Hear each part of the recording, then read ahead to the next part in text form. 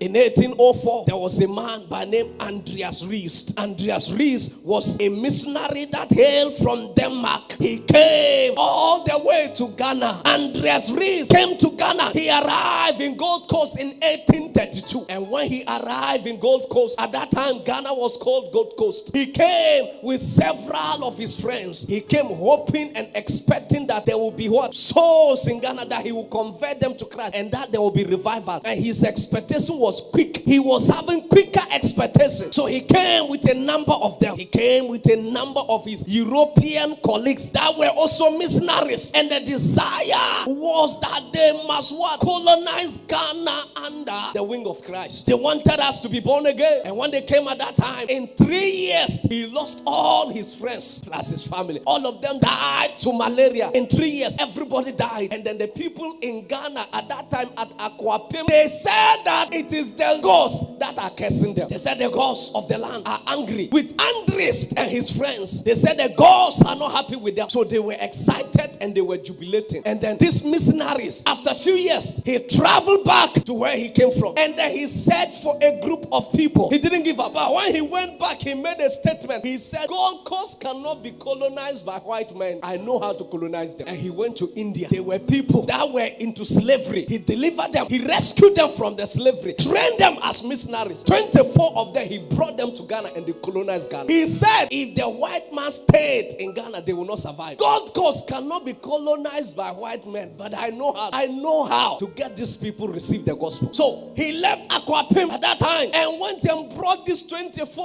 Indian Christians, because he realized that the Indians and then the Africans have the same immune system. He said the Indians can withstand the African disease. Their blood is resistant to the African disease. So he trained them and brought them back to Ghana. He strategically distributed them among the regions of Ghana. Can I tell you something? Presby Church can be traced to him. He brought them, and this time they thought that the ghosts will kill the 24. They were there 1 year, the 24 was alive. 2 years, 24 alive. 10 years, 24 alive. 20 years, 24 growing old and growing beautiful, penetrating into the streets of Ghana. From Aquapim, they begin to distribute themselves, instituting, and then making sure that Presbyterian Church stand in Ghana. They were those that brought it into existence in 1804. They arrived here 1832. He left and came back in 1843. He didn't run. They said the white man has run. Where is the God of the white man? Only for them, for the God of the white man to return with 24 people that cannot be killed by malaria. When you run away from some places, it's an insult to the Lord. Imagine missionary Andreas never returned back. Presby Church wouldn't have existed in Ghana. There are people in Presby enjoying the grace, but they didn't know that people died just to see it established. People died and died and died, and they said we are not giving up until the gospel is instituted. So people like Andreas Riis, who broke the ground for Christianity in the Aquapim areas, people like Riis and the Basel missionaries that came and withstood everything. Missionaries will come, they will die, they will send again more, knowing that this is a journey of no return. Yet you said, I am ready to go. If you are not ready to go and pastor a branch and come back to Bolga and sleep, because they are sending you, and you know that as you are going, you may not return, because you know that your colleagues have gone and they've died, and as you are also going, you may die, yet you are ready to go. I pray for you that this sermon will not just make you clap hands, but it will make you born again in your heart. It will make you change your heart, and it will make you change the way you have seen Jesus, because some of you have seen the Jesus as a Father Christmas that arrived with a lot of goodies, with a lot of toffees, with a lot of agata and other giftings. You are expecting other things. You have accepted every other part of the gospel except the part where we said go. You have not accepted that one. That one, you don't like it. You don't like the part where you say go. Church, we dance and rejoice the overflow today, but somebody died for this seed. Somebody died for this. Somebody tears was buried as a seed. Somebody blood is buried as a seed. Somebody children has been buried as a seed. There is someone that buried their wife and buried himself as a seed in Africa for this gospel to reach you. If someone is ready to take that risk for the gospel to reach you, why won't you also take that risk for the gospel? In fact, a lesser risk for the gospel to reach a brother. Why is it hard to bring somebody? Or you think when we are talking, you are not part of them? I'm talking to you who is listening and who think that that the work is for the pastor, you who think that you are not qualified to preach the gospel, you are the one I'm talking to. I'm talking to you who refuse to bring somebody and who refuse to win a soul for Jesus this year, especially this month. I'm talking to you who think that soul winning is not your job. I'm talking to you who is a selfish and greedy person, who think it's all about you. It's about your wife, it's about your children, it's about your family. And if these people are not in the equation, you don't care. I'm talking to you who don't care whether the church is burning or it is not burning. I'm talking to you who don't care whether the bills of the church are paid or they are not paid. I'm talking to you who think that when you give your offering and your tithe, it is the pastor that will profit from them. I'm talking to you who don't think beyond the people just immediately around you. I'm talking to you who is not thinking about Chuchuluga, who is not thinking about Korania, who is not thinking about Doba. I'm talking to you who don't care about the people who are not born again. I'm talking to you who is comfortable with darkness, comfortable with people worshiping idols. You are in the same house with them, and when even they are about to sacrifice and slaughter a fowl, you also sit among them and said, oh, we are all worshiping. I'm talking to you who have a Muslim boyfriend and who said, oh, it does not matter, we are all worshiping the same God. I'm talking to you who have a Muslim girlfriend and yet you speak in tongues. I'm talking to you. You refuse to preach the gospel, and what you are doing is, oh no, we are all worshiping the same God. I'm talking to you who have the gift of speaking in tongues, yet you cannot convert even a fowl for Jesus. You are the one I'm talking to. And right now, the devil have told you the sermon is not for you. I have reminded you, I cast out that devil from you. The sermon is your sermon. You are the one I'm talking to. And I am telling you, I deploy you and I implore you in the name of Christ, just like Paul have said, go out this month and then make sure you win someone. Win a soul. Reap a soul. Harvest a soul. Bring somebody to church. Don't see them and walk away. Don't pretend like you've not seen them. Don't be so much concerned about the weaknesses of the church. Bring the people. Bring the people. It is not the church that perfect them. It is Christ that perfect them. The Bible says he's the Lord of the harvest. Jesus is the Lord of the harvest. Bring the people and stop saying, as for my church, as for my church. Wherever you go and there are people, you will see weaknesses there. Stop being concerned about what your church is able to do, what they are not able to do, what your choir is able to do, what they are not able to do. And bring men to church. Invite them. Let them come. If you can smell the death and you are there, they can also smell it and they are there. Why do you think that